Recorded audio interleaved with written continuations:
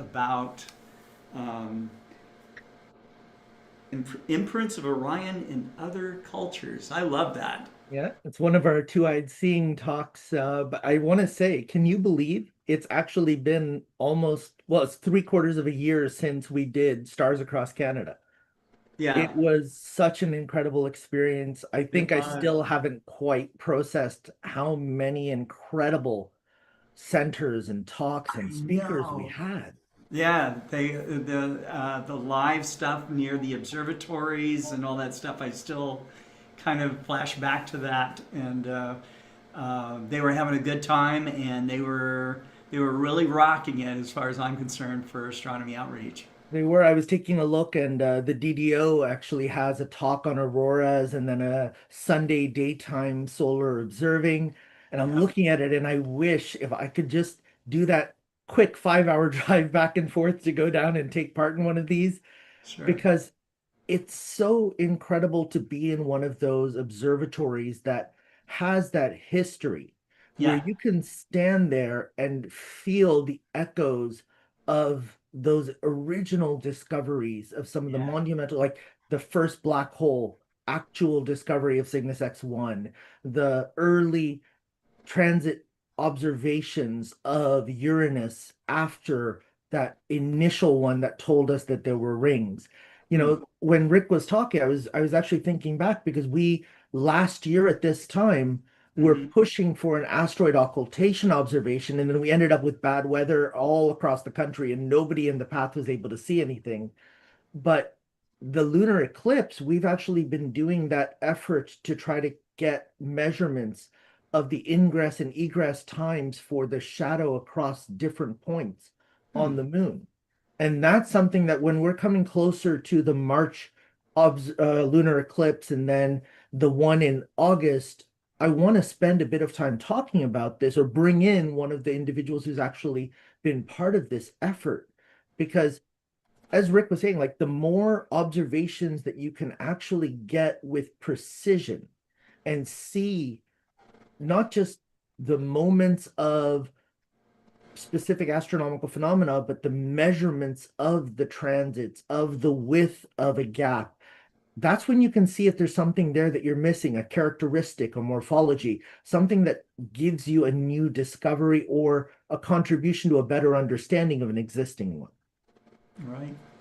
I think also remarkably, I mean, some super precision equipment. He was talking about this timing device that you could plug in, for 250 bucks that would give you 1/10,000th of a second accuracy and GPS coordinates and all of that. And, I mean, it's just remarkable, that amateurs can get their hands around equipment like that, do observations like the kind that uh, Rick did, and with his team, and to be able to produce it not for millions of dollars, but not even hundreds of thousands, but okay, It thousands of it dollars. reminds me of the Well within first the realm. Well yeah, within the realm it of reminds me of the first and time I took an SA 100 filter and brought it out where there were astrophysicists, and they were like, "Wait a second, how are you getting spectra in this tiny little next star telescope? yeah, We've never gotten to see the colors. We've only ever seen numbers and like bar graphs, and you're getting to actually see see the it. Yeah, alberio colors and blue and yellow showing different." And they were stunned that we have access to that as amateur yeah, astronomers or as educators, and that yeah. it's not only affordable, it's easy to use. Right, right. And the code that he was talking about, like the Python code, there's so many. Oh yeah, and then the software programmers. I Yeah, mean, I know from working with software programmers how hard it is for them to do this work. yeah. And they do all this work and then they throw it out there for free. And it's so benevolent. It is so amazing, that Look at the packages for Affinity, right? That are available for astrophotographers, and it's all mhm, now free and available for us to like play around with our center members. right. It really stuns me the direction that things are going, that it actually is welcoming rather than prohibitive in some That's way. right. That's It's right. nice to see. Doesn't Yeah, happen everywhere. It happens in astronomy. it does. That's right. Yeah, you're not going to find this as a rock hound or as a, you know, uh, so many other hobbies, you know. Yeah. Although I would say that, you know, that the gateway of amateur astronomy does lead into so many other interesting things that you can be doing in your life. And the people that you meet, many of them are, I mean, they're showing up here. We got a nice spectrum of them here on Global Star Party, but they're willing to share their information. They're willing to interpret it in layman's terms, and that's not easy. No, it's not. And It's not easy. I saw Molly pop in, and now I'm wondering if I'm going to sleep tonight because every time she presents something, I'm like, I want to play that. I want to do that. Like Yeah, this is that's the next right. thing I want to play with. So That's right. we'll Well, we'll great. see And whether then I sleep tonight or I an sleep old this friend of weekend. yours, Russell Freilich, will be on next. So, Yes. all right, I'll let you have the stage, Kareem. Thank you. Thank you, Scott. And Before hi, you start, everybody. It's Kareem, I'd like to add to Scotty's introduction of you. I've known indeed. Kareem for many, many years. We are both Montrealers, and I'm hoping there may be a chance, if I'm feeling up to it, that I might get to Montreal in June this year. But in any event, Kareem always offers something unique, original, and very special. Can't wait to hear Yes. what he has to say. That's setting the bar really high for me, David. No, it's wonderful to have a global star party to start off the new year. You know, today was actually the second day of classes for us here at John Abbott College, and this term I get to teach a combined astronomy and astrophysics course. I'm also teaching a space sciences project course with one of my colleagues, Dr. Richard Levailly, who worked on the Curiosity and the Perseverance rovers. And so right now I'm kind of in that entire mindset of outreach for astronomy and astrophysics, for sharing some of the wonders of the night sky. And today, you know, in lab, I kind of explained a little bit about, you know, the movement of the night sky, and then I walked them through all the different telescopes and getting to see that sense of interest, but also the eyes opening for individuals who never knew whether they would have a way to approach space other than just in terms of, you know, books or watching a few videos or getting to just see the little bits that they can capture, but actually learn a certain amount of the theory, but also the observational science and art that comes into capturing these imprints in light. And so I want to share the imprints in light from a couple of different perspectives. But before I do want to do a quick check-in with what's going on at the RASC and the RASC Montreal Center. And I mentioned already what the DDO was doing, but I do also want to point out, and I want to thank Russell for actually sending me this picture. Is we were lucky enough to be approached at the RASC Montreal Center to be one of the Society in Focus for Sky at Night magazine in the UK. And it was Oh, published in their January issue, and they chose from all the pictures I sent, they actually chose the one from the solar eclipse that has me and some of my family and my students and our entire college campus and the RASC all getting to enjoy totality for the first time in Montreal for a long time. And we were talking earlier this week with some students about the solar eclipses and going to see totality. And I told them about David Eicher going down to Antarctica, and I talked about the fact that there are these total solar eclipses coming up that you would have to travel for. And that as much as I do want to do that, I also have this urge to stay here and show the partial view that we will get in Montreal on August 12th. It's not a large view of the solar eclipse, but it gets people looking, it gets people talking, it gets people trying to understand a little bit of what's happening in the movement of these bodies in our solar system. And I try to impart a little bit of this in mentorship relationships as well. So this coming weekend, I'm one of the speakers at the Canadian Space Conference, which is actually at the University of Ottawa this weekend, which is where both of my kids are now enrolled in programs. So they're going to be attending the conference that I get to present at, which is just, it's this sort Awesome. of culmination of this journey that we've been making through our interest in space.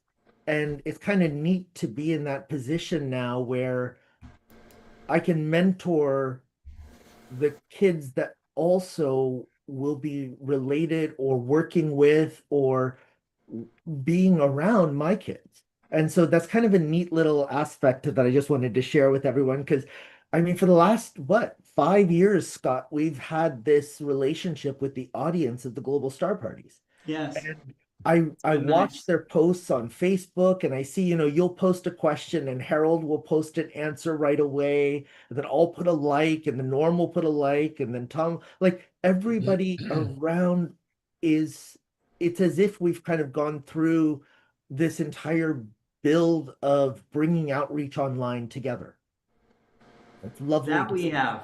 That we have. Yeah. The So I people always that start with are, a land and sky acknowledgement. So even if I'm doing a two-eyed seeing talk, I still want to make sure to recognize that we are on in Montreal unceded Indigenous lands of the Kanakahage and the Anishinaabe, but also that we share the sky with the Indigenous individuals here in Canada, First Nations from across North America, and First Nations and ancient cultures from across the world. And I often talk about the moon when we actually have this, and we will label the moons, and a lot of the First Nations do, in terms of their connection to nature when the full moon occurs. But we just had the new moon 2 days ago. And I was actually on Stellarium tonight with a student looking at, they wanted to use a telescope and they wanted to see what sort of targets they could have. We talked about their landscape and their horizon. And we realized that with the very thin waxing crescent, they wouldn't have a chance to look at the moon. They would look at Saturn just before it sets, and then they would turn their attention to Jupiter and Orion. And Orion is what we're going to talk about a little bit more tonight. But we're in between this lunar month cycle because we just finished the spirit moon, that full moon that was closest to the winter solstice when the moon rises, the highest it is in the night sky when it's full, when it's up for the longest period of time, and it's cold.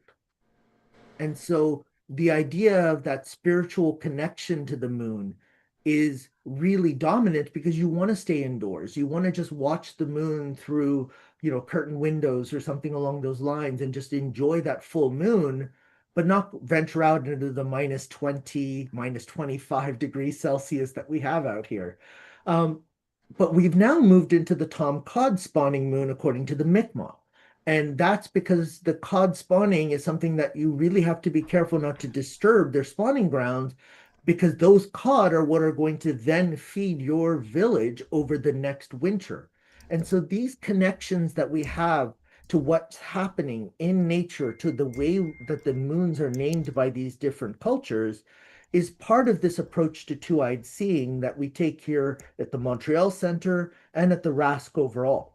We talked earlier about the Astronomical League and some of the amazing articles in the Sky and Telescope magazine that refer to some of these constellations from other cultures. And the way we talk about them really has to be respectful to the knowledge that's contained. And that's one of the reasons why I'm going to go through this topic in a few minutes.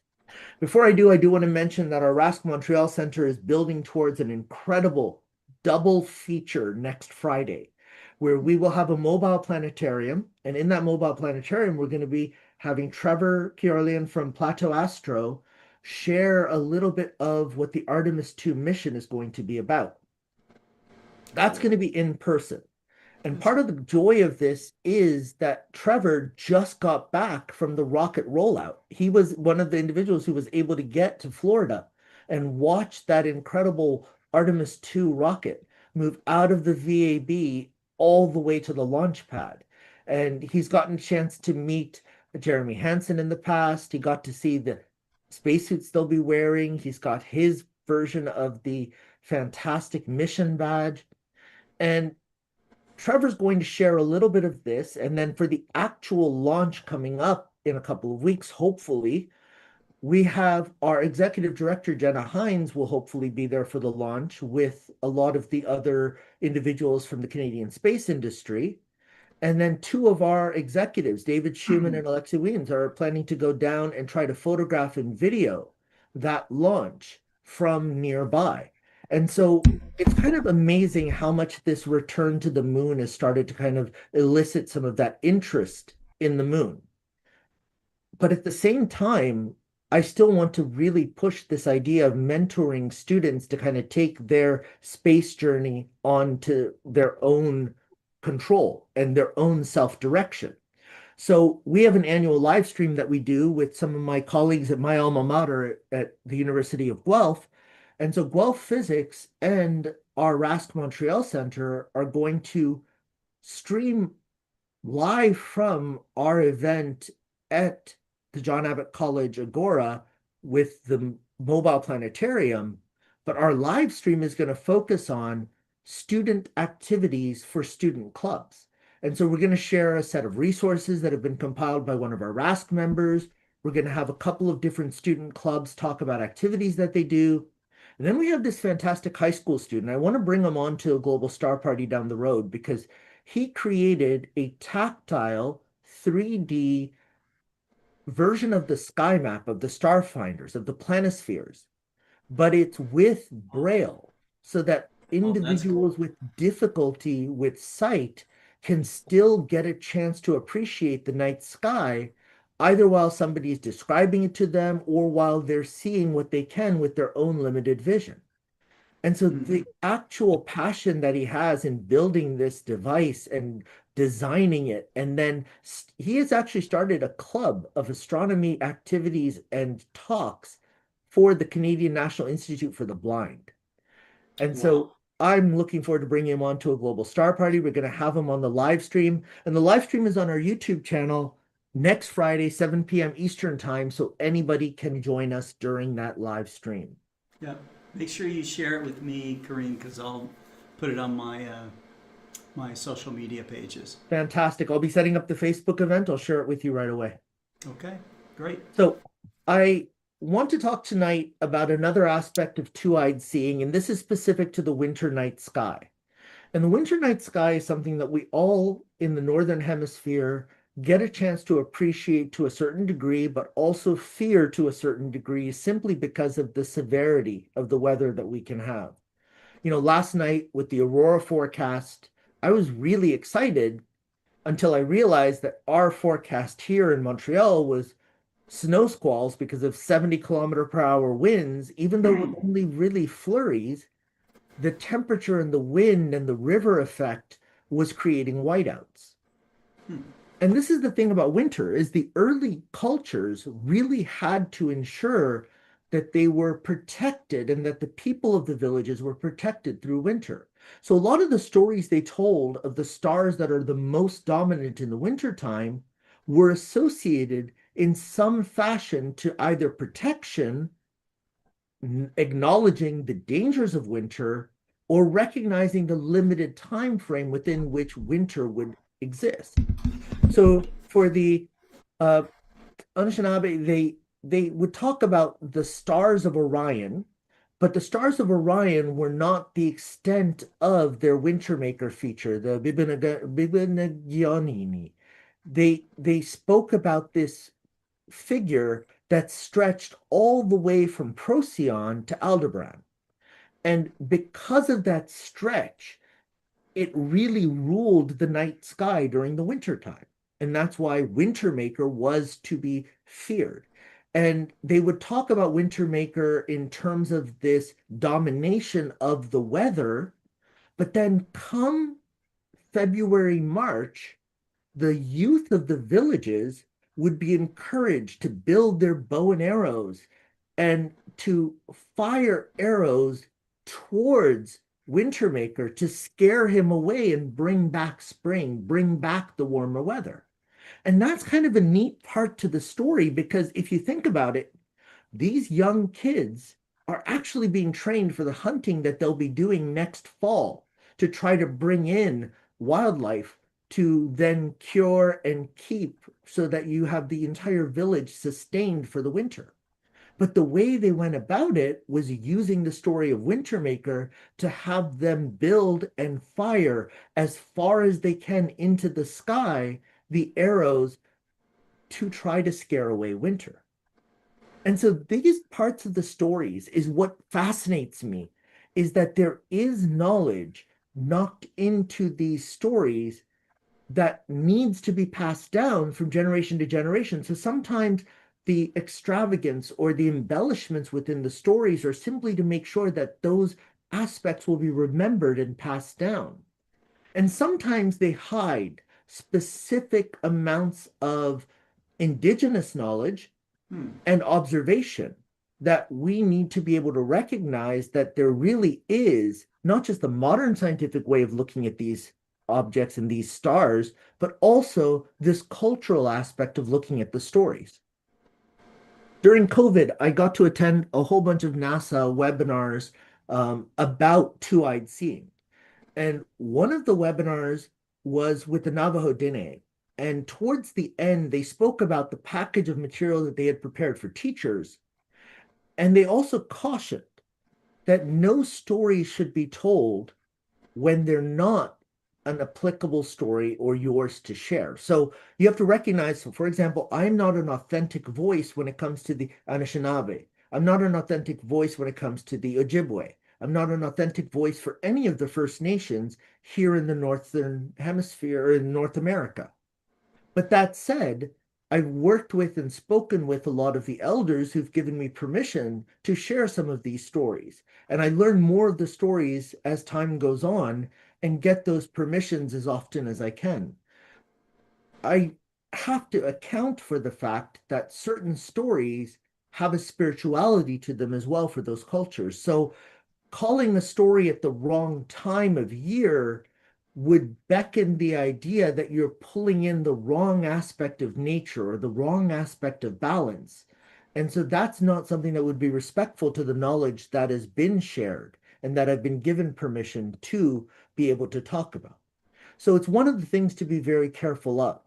So it's one of the reasons why when we talk about two-eyed seeing, we often will look at the northern stars, the circumpolar stars, because they are there all year round. But it's always good to talk about the stars that we really do recognize and we learn to recognize as kids, and Orion is one of them. The Greek stories of Orion the Hunter is something that's in all mythological works, whether it's books, whether it's stories, whether it's movies, whether it's poems or songs. And we learn to recognize Orion early on.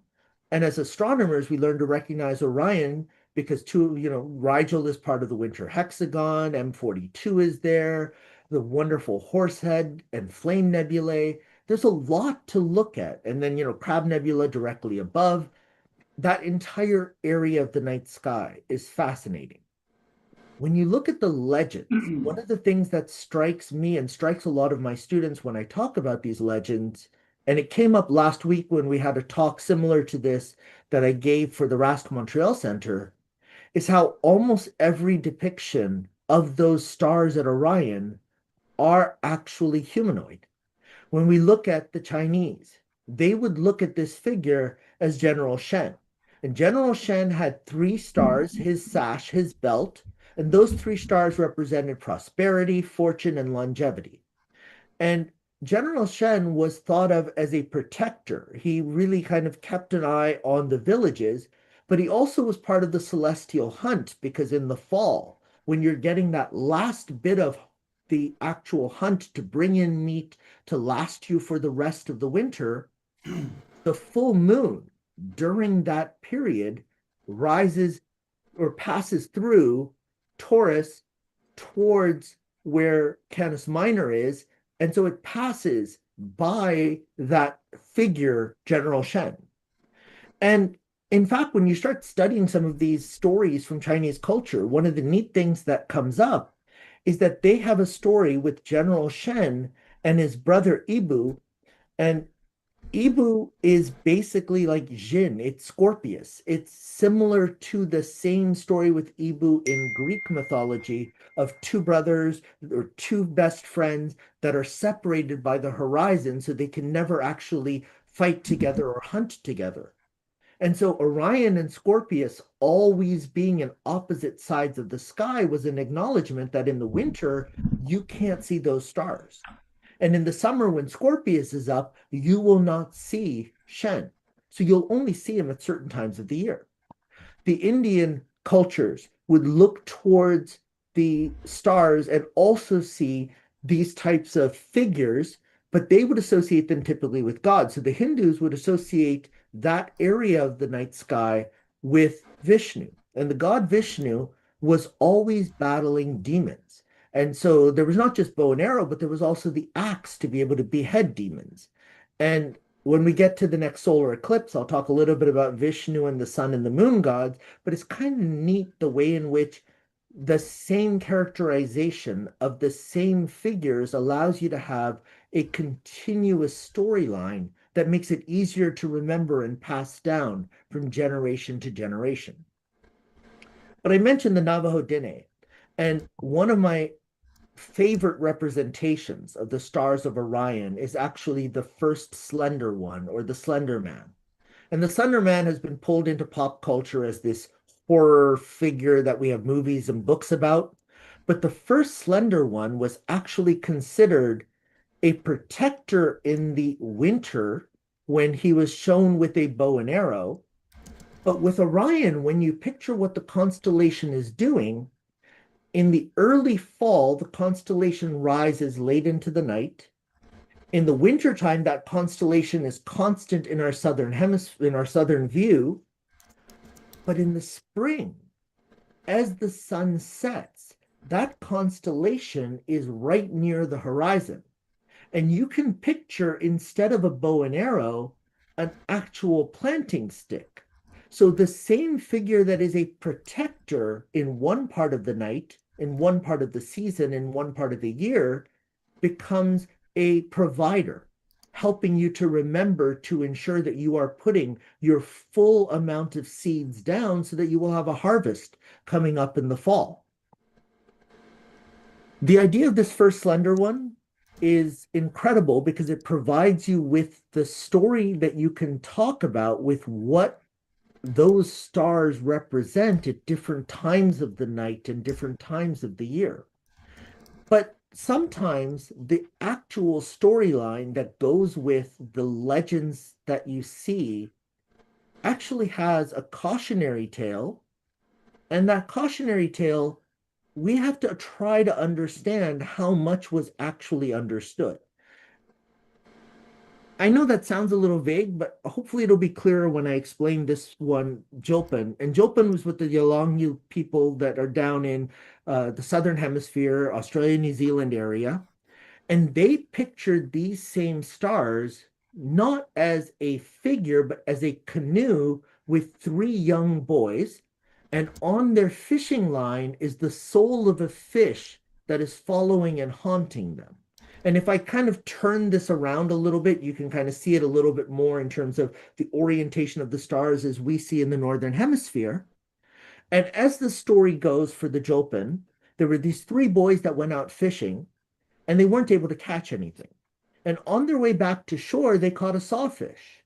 And they were hungry, and they knew that it was forbidden to eat sawfish, but they were hungry and they had caught one.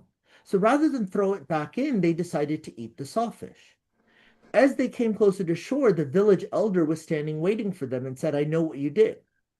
And they said, "We're sorry, but we were very hungry." And the village elder said, "It doesn't matter. This was forbidden. You are exiled to the sky."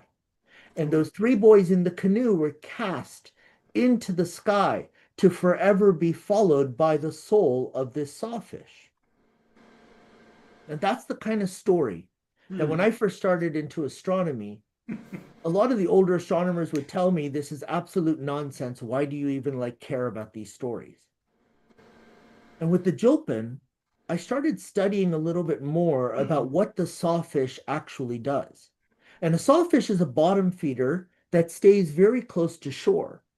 And it turns out that the sawfish, as it moves through that bottom loose silt near shore, it actually puts loose these tiny, small fish and other organisms that, as they float up into the water, actually attract in the larger fish. And those larger fish can then be caught from the safety of shore by the fishers of Jilpin, of the Yonglu, and they can actually then sustain the entire village. So by eating or killing sawfish, you actually ruin the food supply of those people, of the Yonglu. Now, whether or not the actual biosphere and this connection between the sawfish and the large fish coming in was well understood by the people or not is not known. But what's understood is the story was important enough for them to pass down generation to generation that as these youth go out on their first fishing missions, they should never eat a sawfish because it's sacred. Why is it sacred? No explanation in the story. But from our understanding of the biosystem, absolutely, they can't eat the sawfish or it will destroy their entire food system and the actual protein that they count on for survival. And so these stories that sometimes seem light or silly or strange can't be easily dismissed because there's knowledge within them that was needed to be passed down from generation to generation to generation. Another example in the Southern Hemisphere is the Swana. The Swana talk about the actual belt, those three stars being warthogs. And the sword belt, what we see with the Orion Nebula, are actually three dogs chasing the three warthogs. And the story that they tell is that those dogs can never catch the warthogs while Orion is up in the night, while those stars are up in the night sky. Now, why is this? It's because they don't want to hunt warthogs in the winter. Because in the winter is when the warthogs actually grow their litters inside and then give birth to those litters. And those litters will then grow to be the warthogs that they will hunt in the fall to have food again for the winter time. And warthogs typically have litters of three. So the actual information, the knowledge being passed down was again for the survival of the entire village. And that legend, that story is better to connect with something that everyone can see and everyone can have that memory. Every night they go out in the wintertime, they see those stars, they see the three belts, and they think of the warthogs and the dogs forever chasing them. And they know that the warthog should not be caught during this time of year. And so the stories that we have of these different stars that we see in Orion, they exist in all different cultures. And this is just a small subset of the cultures and connections to one star within the stars of Orion, and that's Betelgeuse. And over many years, one of the assignments that I would give to my astronomy students would be to find stars in other constellations that also have meanings for different cultures.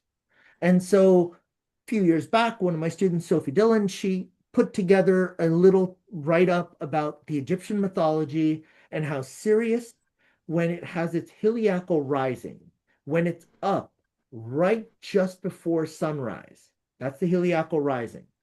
That marks the beginning of their new year because it is the moment that the Nile will begin to flood. And when we talked about this, one of the things that we did as a class is we actually pulled up Stellarium. We moved ourselves to Egypt. We pushed ourselves into the summer. We found Sirius, and we looked for when Sirius would be visible just before sunrise. And then we looked at the time when the Nile typically floods, and it's end of July, start of August. And there are archaeoastronomical temples throughout Egypt that have that location marked for where, when you see Sirius at that point, that means the Nile's going to flood. And if the Nile doesn't flood, you don't have fertile soil, you don't have agriculture, you don't have a population that can survive. And so Sopdet was the goddess of agriculture and fertility because without her rising right before sunrise, without her being at that point, the Nile wouldn't flood in their mind, in their stories. But what it meant was that's the signal that it's now ready for flooding, move back from the riverfront, and then be ready. Because when you come back, it's time to quickly plant so that you will have crops by the time the water has left that fertile soil. So those are some of the stories that we can see from these winter night skies from different cultures. And these imprints in light are given these tales so that they can be passed down from generation to generation, remembered, and the actual knowledge within them is then followed, even if you don't explicitly know that that is why you're doing it. That's why you're remembering this legend. So with that, I'll say thank you, and I'll remind you, with two-eyed seeing, always look at the stars with both eyes for the benefit of all. Thank you. And Scott, back to you. Thank you very much. Thank you. All right. We have our next speaker is an old friend of yours, Russell Freilich. Just Never before met we him. start with No Russell- Never met. Curious. You don't know the guy. Before we go with Russell, I Yeah. really enjoyed your presentation, Karim. Oh, I thank you, always Dobie. feel that tonight was special, especially the part about Vishnu battling Venus. I'd never known that. And I'm wondering, once Venus gets defeated by Vishnu and sets, if Vishnu actually can look up at Jupiter and smile at him. Jupiter is my best friend of all the planets. So now I can think that when I go out and look at Jupiter as a friend, maybe Vishnu's with me. I think so. I think Vishnu Thank would you. be very happy with the work that you've done with Jupiter, and especially with the music and the poetry that you've done with the king of all planets. Thank you so much, Karim. I just don't know if he'd be happy sharing the throne with, like, being the head god and then having the king of planets beside him. Oh, I think Jupiter would be a good friend to Vishnu. They'd get drunk together. I think I sense a book coming up. Not a book, but some fun. Well, great. Hi, Russell. Okay. Hi. All right. Thank you so much. It was wonderful. I love those stories. I think they're very enriching. I can't imagine anybody saying, "Hey, these stories don't mean anything," or they're, because it's part of our just rich humanity of trying to express what we think is going on in the sky. And that's our it. It's connection the same it. with the So, poetry that we write, the songs that we sing. Is one of the yeah. reasons why I have students look for songs with astronomical themes to them, because it's a way to express what you're trying to understand. Yes. It's catchy, it stays with you, whether it's Black Hole Sun or something else, it stays with you. That's right. Yeah, that was I think that's the main message of Starmus too, is connecting the arts and music to And physics. Russell will be happy I ended with a picture of Aurora to set him up as nicely as I could. Oh yeah, that's right. He's got this great talk he's going to give right now about Aurora. So, all right. Thank you so much, Kareem. Looking forward to seeing you on next time. Definitely. Bye all. Yeah. Bye, Kareem.